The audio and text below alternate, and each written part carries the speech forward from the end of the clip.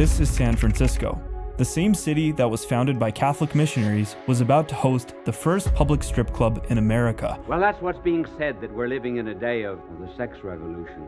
Now, before we go any further, I need to show you this chart. This is called an Overton window. You've probably heard of it before, but it basically shows you the mechanics of what things any given society considers acceptable. There's a right wing, and on the other side there's a left wing. And on each side you've got things that are unthinkable, then as the window shifts, those things become radical, then acceptable, then popular, and finally in the center, policy. Watch what happens when you apply that to sexuality. In the 1940s, things like bikinis, women in the workplace, corn, fornication, and homosexuality sat way outside that window. Unthinkable, immoral, and illegal. Fast forward just a few decades and every single one of those things not only moved inside the window, they became the center of it. And it's not just that we made more room in the window for all these new things, but what used to be considered policy now got squeezed out of that window and became radical, unthinkable, and illegal. The truth is that while we have seen societies change in the past, we have never seen anything turn a full 180 degrees in such a short time frame. So the question is, how did the window move that fast? That's what today's story is about. I've been tasked with investigating the sexual revolution, and for the longest time, I just couldn't seem to fully wrap my head around this topic. Why did we suddenly abandon Christian morality in society after almost 2 millennia of it working? A world where I think all of us can admit things just in many ways looked so much better than now. You see happy faces, you hear church bells echoing hope, something to look forward to. You smell the warm meal your mother cooked you as you walked home from school. You taste the comfort of stability, of belonging somewhere in society, and you feel that life has a rhythm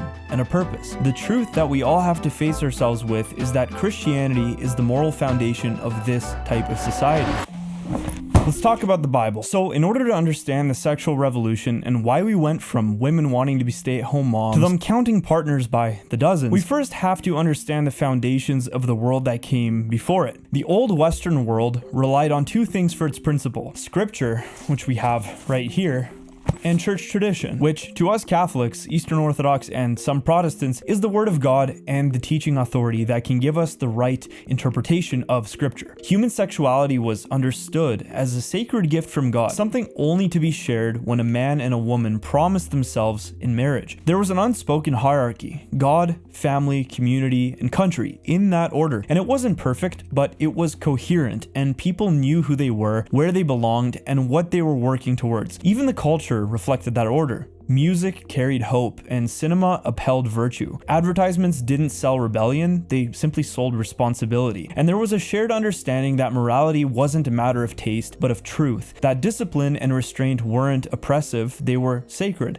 And for a time it seemed unshakable. A civilization that had endured wars, built cities, and conquered despair, now resting in peace, confident that the worst was behind it. But it wouldn't stay like this for very long. In fact, a massive cover-up is about to take place here. Like a deer in the crosshairs of a perfect headshot, this society wouldn't even know what hit them. Except, it wasn't a perfect headshot.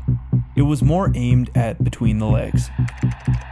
The year was 1945. On the surface, everything looked perfect. The war was over, the heroes had come home, the factories were running again, and the economy was doing pretty well, and everyone could finally breathe again without exhaling the metallic taste of gunpowder. But that's exactly when things hit. You see, there's an old saying that the corruption of the best is the worst, and that's what makes the sexual revolution so tragic, but also so mysterious. The more I dig into it, the more it feels like the sexual revolution wasn't an accident at all, but in fact was very calculated. Unlike the Central Intelligence-owned journalists that we're going to expose in this video, my journalism is sponsor-free, and that's because I'm committed to the best independent journalism on YouTube from a traditional Catholic and Apostolic perspective, diving into topics that most other Catholic journalists are simply afraid to cover. Now, each episode here takes weeks and lots of resources to produce, and it's funded entirely by you, so your engagement matters. Like this video, drop a comment, and share it with someone who needs to see and hear the truth. and hit subscribe. If you want to go further, please support me at buymeacoffee.com/lungsoffaith or check out the merch store. Also, something new that I'm doing is that if you support with $50 a month or more, you will be credited as a producer on my videos with real input on future episodes. Back to the plot. But on this channel, I don't like to speculate, so I decided to do what I usually do on this channel, and that's to reverse engineer the entire story and make it clearly understandable to everybody. And after probably about 100 hours plus of research, I finally cracked the code to what, and more importantly, who made the sexual revolution a revolution. This is why the sexual revolution was way worse than you thought.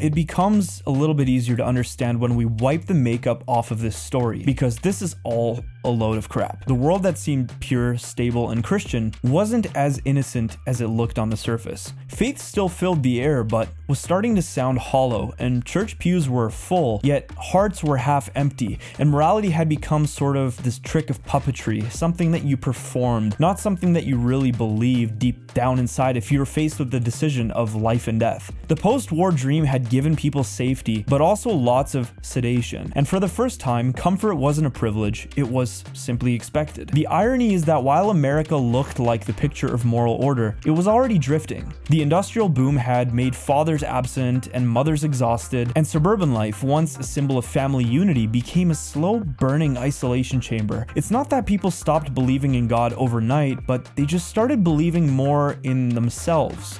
And when self replaces God, truth becomes preference and virtue becomes something you wear. And this was the perfect setup for a revolution. The question is though, who planted the seeds? And why was society so ready to let them grow? And what were the motivations behind it? Before we begin to peel this onion, we have to understand and get to know the soil that it was originally planted on. So the United States was built on two very different ideas, and they've been trying to live together ever since. On one side was Protestant moral culture, which, by the way, is different from Catholic moral culture, and we'll get to that in a bit, but it was serious, disciplined, and built on the belief that freedom only works when people behave. And on the other side was Enlightenment liberalism, an idea, or I should say a collection of ideas that came from Europe, full of talk about reason, rights, and liberty, but always kept God separate from the conversation. And between those two forces were people called the deists, men who believed in a distant creator but rejected divine revelation. They liked some of the morals of Christianity, just not the church that came with it. And a lot of these people were anti-papacy and anti-bishopric. And the founding fathers read the Bible, but they also read John Locke. And John Locke was basically the guy who taught the founding fathers how to sound smart without mentioning God too much. He was an English philosopher who lived long before America existed, and he said that everyone has natural rights, like life, liberty, and prosperity, just for being human. And if that sounds familiar, it should. When you hear life, liberty, and the pursuit of happiness, that is basically John Locke's idea. He gave the founding fathers a way to talk about freedom using reason instead of revelation. The problem is that made things kind of awkward, because in Christianity, goodness and morality don't really make sense at all without God. So America ended up mixing faith and philosophy in a way that looked solid on paper, but would start to crack later on. Basically, the conversation between the founding fathers went something like this. All men are created equal.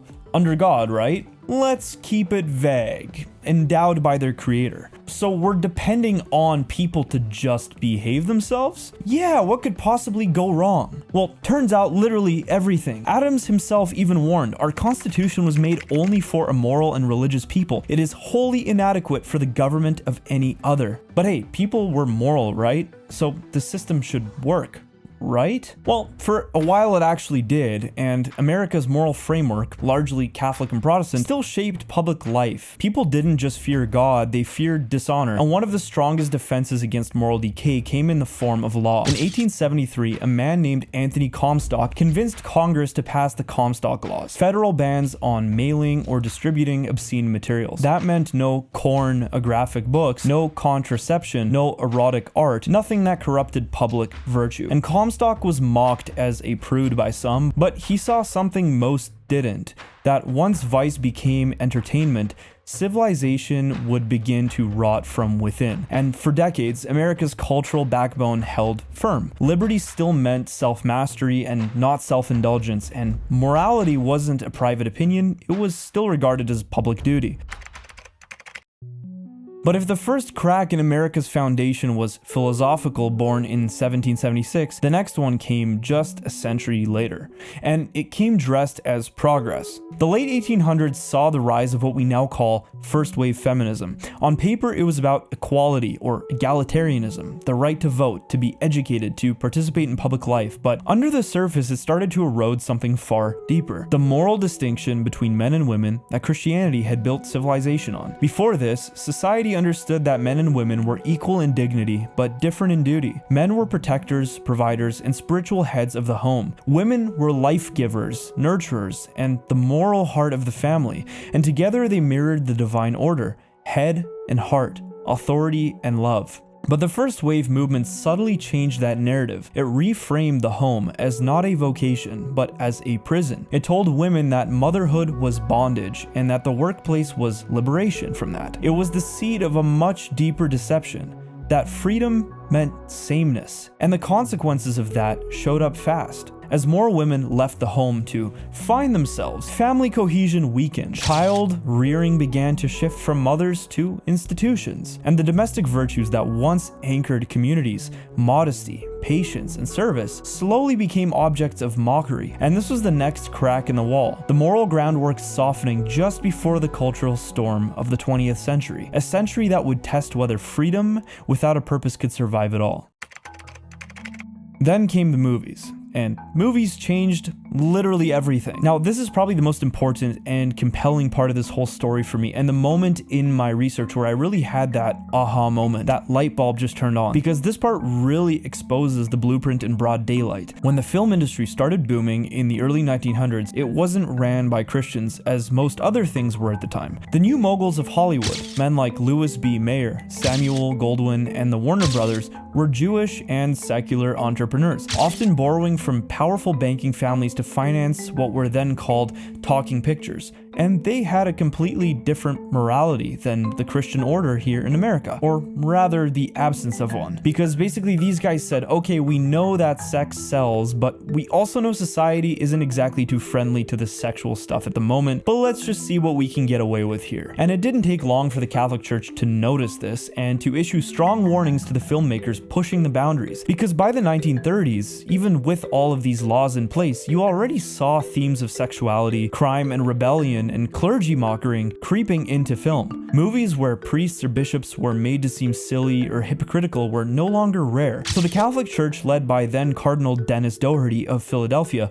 fought back, and they fought back hard. They created what was called the Legion of Decency, a national Catholic movement that organized mass boycotts against immoral films, and it worked. Under pressure from both the church and lawmakers, Hollywood very begrudgingly adopted something called the Hays Code, a moral rubric that governed every movie produced in America from 1934 to 1965. And these immoral filmmakers basically said, all right, we will accept these restrictions because we owe tons of money to the banks for these movies that we're supposed to produce, and we really have no other choice. But we're not doing this because we agree with the Catholic Church or with Christian morality, so don't get it twisted. For over 30 years, no film could show nudity, adultery, homosexuality, or ridicule of the clergy. And you know what? Those 3 decades produced some of the most beloved and enduring films in history, such as these. But then, like all things built on shaky ground, it started to crumble. The film producers had a problem. They knew that sexuality sold and that there was so much money to be made and control to be had if they could only get their corn into the everyday lives of American citizens so they could begin to build habits. But the barricade of the Catholic Church and the Hays Code stood in the way, and theaters were strictly regulated, so there was no way to cut corners at this time. If only they could short circuit this somehow and find a way to become direct to consumer.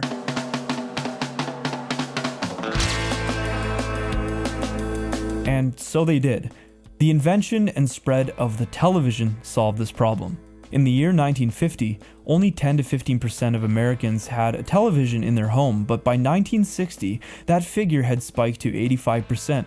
Slowly, families began to buy multiple televisions, one for every floor, even one for the kids to use unsupervised. And at this time, there were 3 main networks that controlled almost every TV channel available, and those were ABC, NBC, and CBS, which were all closely tied to US intelligence agencies that, very surprisingly, used them as vessels for disseminating whatever information they saw fit. And that's where something called Operation Mockingbird comes in, or at least what's believed to have been its broader influence. Listen, I'm always highly skeptical about absolutist claims about intelligence operations or the CIA, not because I think that the government is lovely and trustworthy and we should just buy everything they say, no, but because I also know that while the CIA spends a lot of money on running operations, they also spend an equal amount of time and money covering their tracks, as any secret intelligence agency would do, you would imagine. So we ought to treat these documents with a grain of arsenic.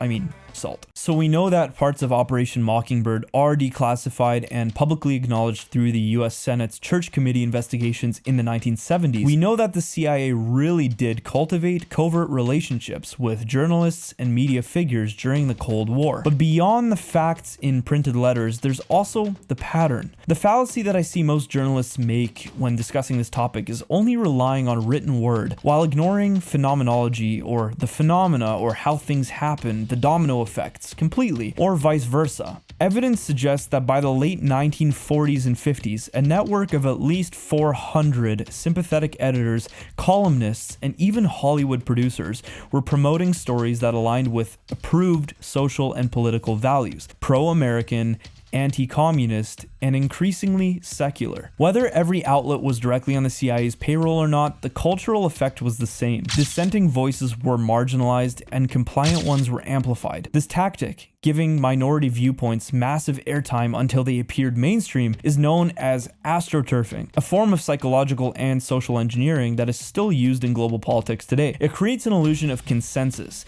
convincing traditional majorities that they're alone.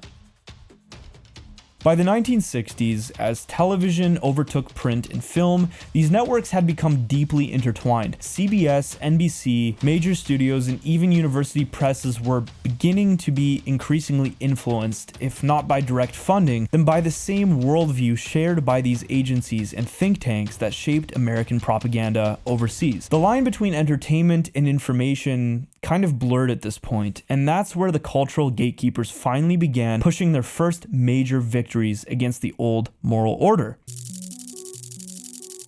At this point, it's important to note a phenomenon called deracination, the slow uprooting of people from their moral, cultural, and religious foundations. Even as Hollywood was still bound by the Hays Code, the major studios had already shifted strategy. They knew that they couldn't openly promote sexual immorality yet, so they took a subtler approach. They started creating idols. Rather than attack Christian morality head-on like they originally intended, the industry began reshaping the imagination of the West, not through politics, but through personalities. Media personalities. People stopped admiring saints and started worshipping celebrities. The spotlight moved from the sacred to the sensational, and soon a new kind of priesthood emerged. The rise of celebrity culture in the 1940s and 50s. Figures like Marilyn Monroe, James Dean, and especially Elvis Presley turned entertainment into a form of moral education or indoctrination. Except now, that education was teaching the opposite of virtue. Elvis's music wasn't just new, it was rebellious and even erotic. His dance moves were condemned by churches and banned from TV close-ups for being too suggestive. But in a total blow to the existing Hays Code, which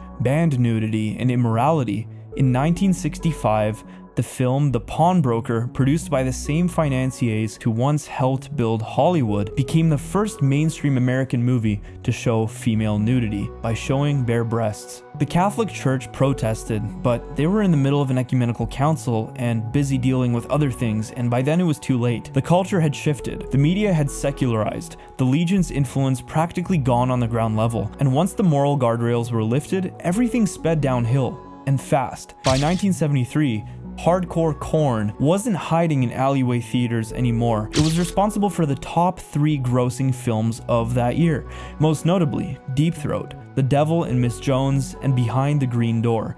These all made millions, sitting alongside Disney and Coppola. America had become the first nation in history to turn sin into cinema. In 1976, something very symbolic happened, and it's interesting because it's exactly 200 years after America was founded in 1776. Woody Allen, a neurotic filmmaker who built his career mocking love, faith, and fidelity, appeared on the cover of Time magazine labeled as America's Genius. And just 2 years later, both John D. Rockefeller III and Nelson Rockefeller, the last of the old Protestant elite, were dead. Their class was called the WASPs, or the White Anglo-Saxon Protestants, who had once tried to preserve a sense of civic virtue, was replaced by a new ruling class, secular hedonists and motivated by profit over prudence. From my research, this really seemed to be the moment where everything solidified, the moment that the moral order had officially been dethroned, and entertainment had become the new religion that was popularly accepted.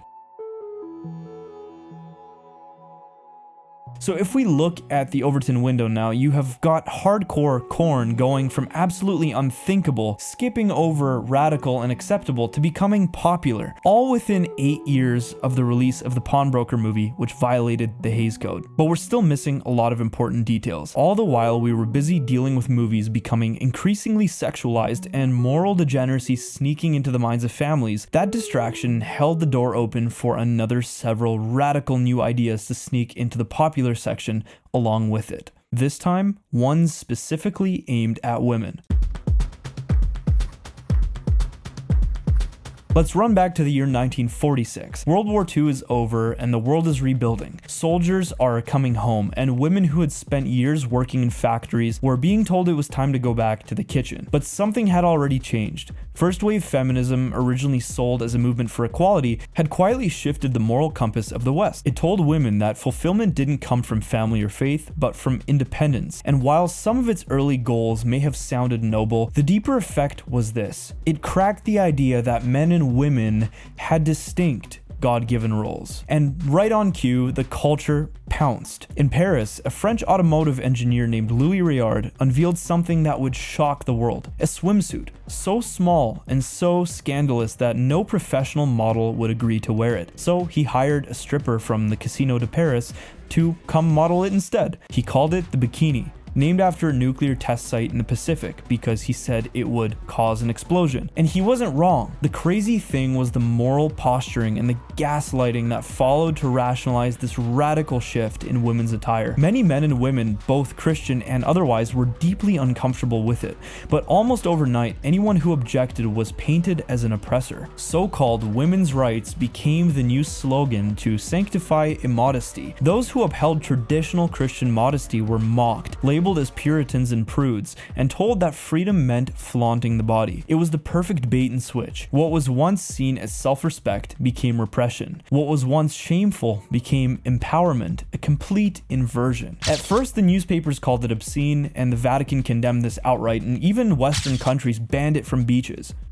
But behind the outrage, something deeper was happening. What used to be private became public, and what once was shameful became chic and fashionable. And that Overton window, well, imagine a rubber band that you just take and stretch and stretch and stretch, and eventually it will never return to its original size. And again, here is another example of the phrase, "you give an inch, they take a mile." Over the next 2 decades, that seed would grow into pinup culture, Playboy, and Hollywood's obsession with sex appeal. And by the time the 1970s rolled around, what started as a liberation of women had become the sexualization of everything. And I know all of this so far seems super radical and super infuriating, but this is honestly nothing compared to what the philosophers and psychologists behind the sexual revolution envisioned for society. In fact, I'd argue that if they were still alive today, they would say we haven't gone far enough, not sexualized enough, and not radical enough.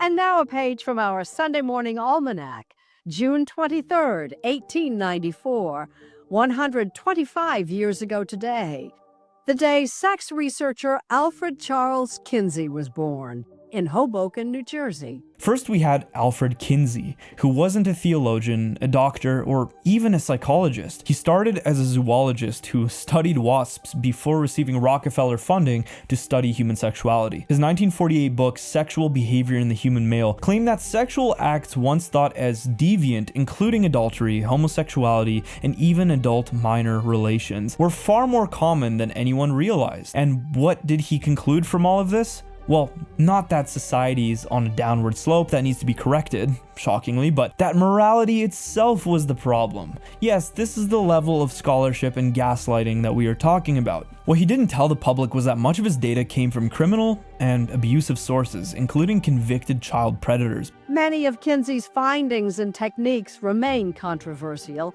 including his occasional reliance on the accounts of admitted child abusers. Still, he's widely hailed as a trailblazer in a previously taboo field.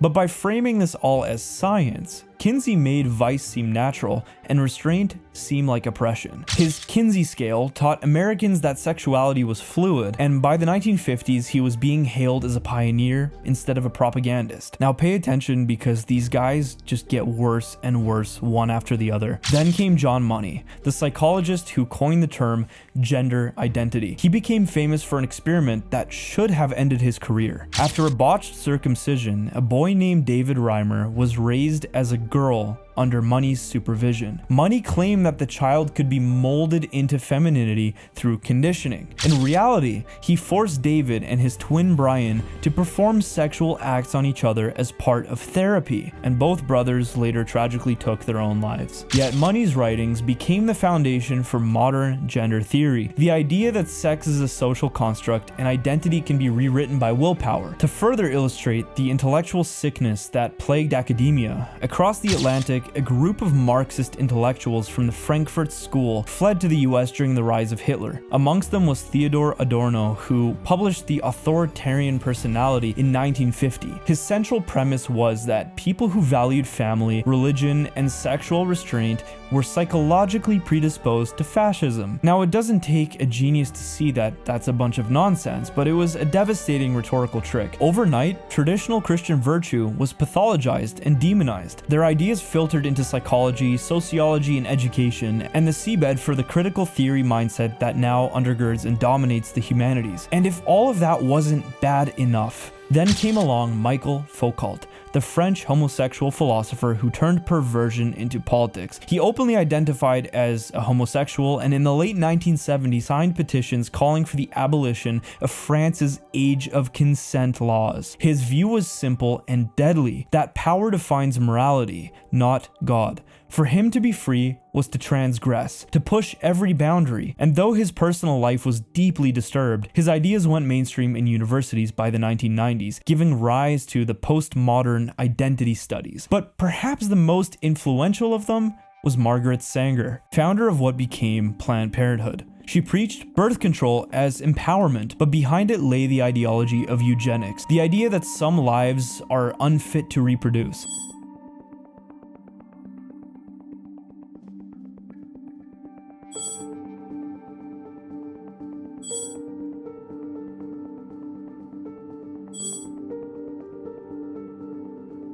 She collaborated with racial hygienists in both America and Europe, including those later connected to Nazi programs. Yes, the people who engineered the sexual revolution were linked to Nazi programs. For Sanger, contraception wasn't just medical issues, it was social engineering. By separating sex from procreation, she made pleasure the new purpose of intimacy, and once that separation took hold, abortion naturally followed. In 1960, the FDA approved the birth control pill, the physical incarnation of everything that these academics and psychologists have been preaching and pushing for decades. And almost immediately, by surprise, the government stepped in to legitimize all of it. 5 years later, the Supreme Court handed down Griswold versus Connecticut, striking down state bans on contraception and declaring that privacy, which is a word never found in the Constitution, was now a constitutional right. That single decision cracked open Pandora's box, because once the court accepted that the state had no interest in how we used our bodies, every moral boundary built upon so-called natural law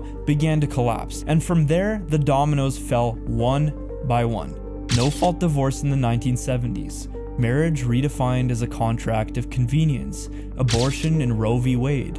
Life itself made negotiable. Corn, stripped of its legal restrictions, rebranded as free expression. And finally, gender ideology, the logical endpoint of a system that is defined by absurdity and that denies that the human body has any inherent moral meaning. And it's important to note that the Catholic Church is the only Christian institution that came out against contraception and abortion, full stop, no exceptions allowed. Anglicanism and different kinds of Protestantism, lots of them actually promoted contraception and were actually behind it and said that it was a good thing and an advancement, and many of them also promoted or accepted abortion.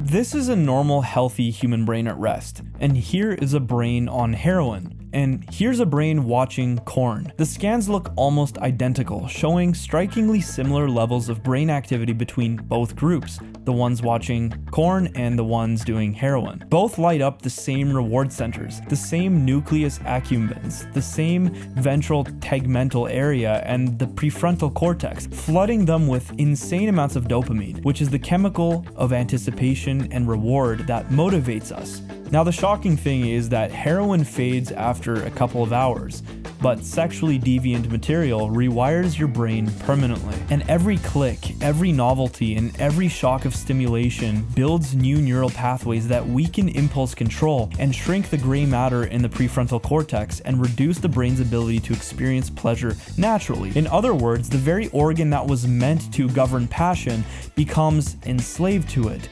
And this isn't a theory, it's measurable. Functional MRI studies from Cambridge and Max Planck Institute show that long-term corn users have the same dopamine tolerance and patterns as substance addicts. The brain literally begins to treat lust as a reward and as a survival need, such as oxygen, water, food, and sex. And this is where the coup really happens. This is where the engineering really takes place, not just in Hollywood or in the White House, but in the center of the human mind. When scientists discovered how dopamine works and how pleasure could be triggered and weaponized without virtue, they had found the key to replace religion. Pornography wasn't merely corrupting people's morals, it was reshaping what they worshipped, and that was the point. The old world was ordered around God, and the new one would be ordered around desire. The early psychologists and Marxist thinkers, people like Sigmund Freud and especially his student William Reich, saw Christianity and Catholicism in particular as the final obstacle to their dystopian nightmare. In fact, they not only saw it as an obstacle, but they actively hated Catholicism. In his book, The Mass Psychology of Fascism, he argued that the Catholic family,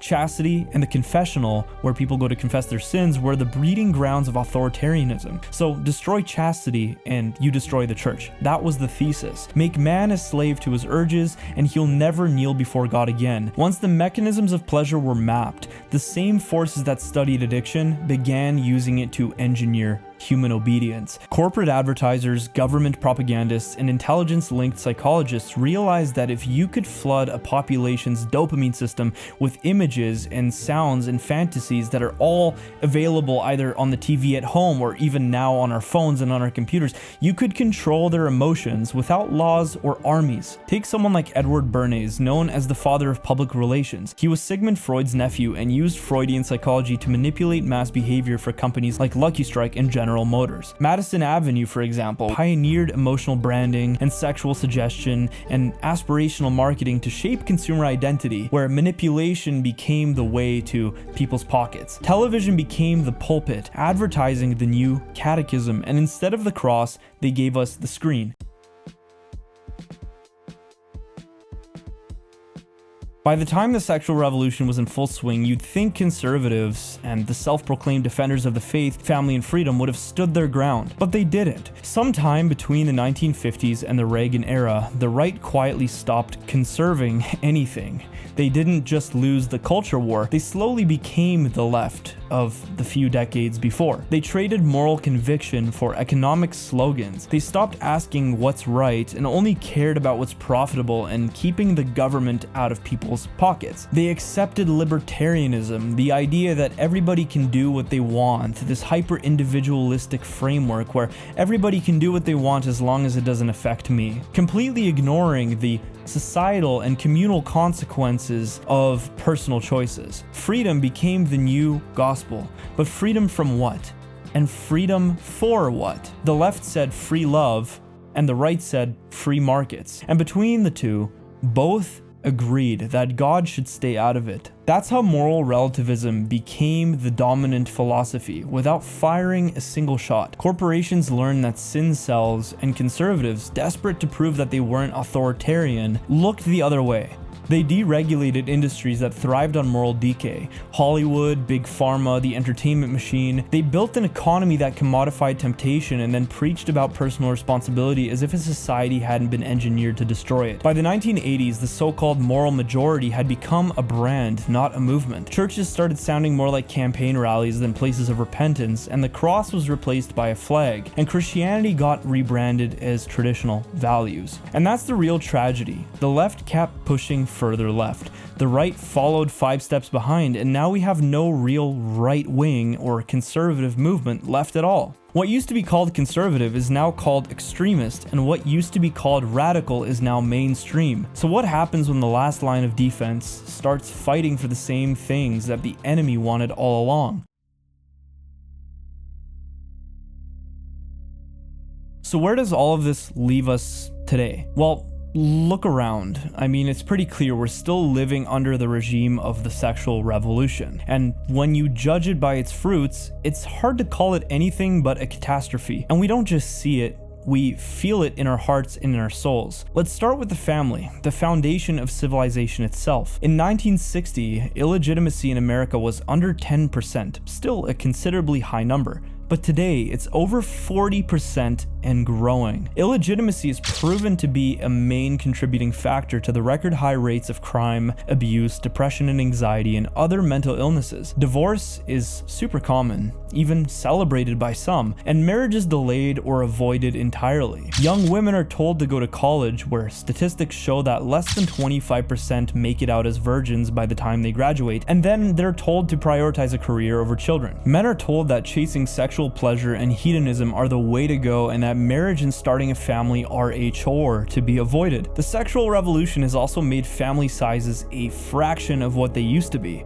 I mean, prior to the sexual revolution, American families had an average of 7 children, but by 1965 that number was just 2.91 children per woman in their lifetime, and by 1980 that number had halved again to 1.81 children per woman. Now the reason this is a problem is because think about this, in a big family, what do you think the odds are that a woman would get to the age of, say, 18 without significant practice with babies and being around lots of small children, learning how to take care of them, learning how to run a household? Probably near zero. Now, what do you think the odds are that a man or a woman would get to the age of 18 without being significantly well socialized with the opposite sex and having a good understanding of them without having to sleep with them or to learn about them through material on the internet? Basically 100%. You had the perfect recipe for well-socialized men and women who understood that the sexes are different yet complementary. But now you have men and women who practically hate each other and resent each other and simply treat each other like disposable objects that can be used and discarded. You have women who are so radicalized by feminism that they exert masculine traits and try to dominate men, and men do not like that. And then you have men who expect women to act like their guy friends and expect them to be interested in all the same things they are, and true non-feminist women don't like that either. And so at that point, the genders just reduce each other to sexual utility, which is a massive sin against human dignity, and you end up with high divorce rates, all because men and women don't understand the vocation of marriage and how to love one another. And family formation, the one thing every civilization depends on, is collapsing. Aristotle over 2,000 years ago said that the family is the first society, the oikos, the seed from which all others grow. So when the home breaks apart, everything built on top of that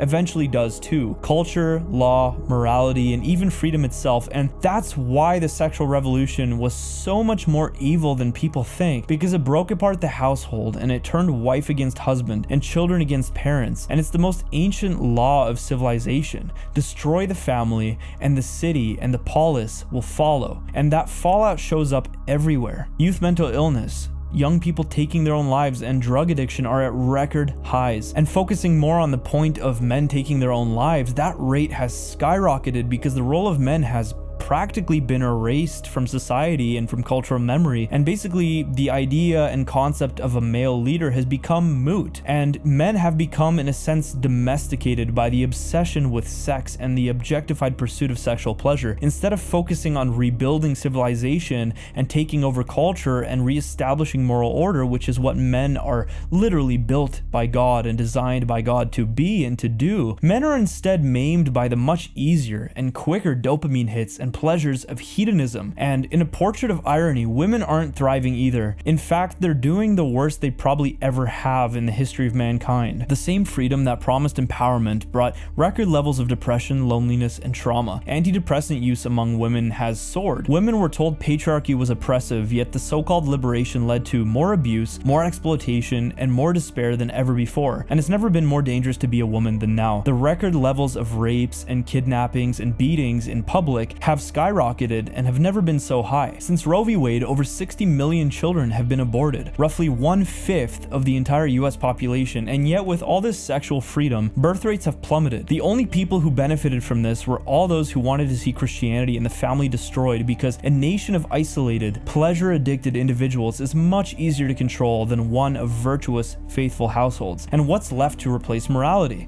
Not truth, not repentance, just slogans, inclusion, tolerance, diversity, hollow words that are used to simply silence disagreement and to assert power. America's founding ideals cracked under the weight of its own contradictions. Freedom without virtue always ends in slavery. Only now the chains are invisible.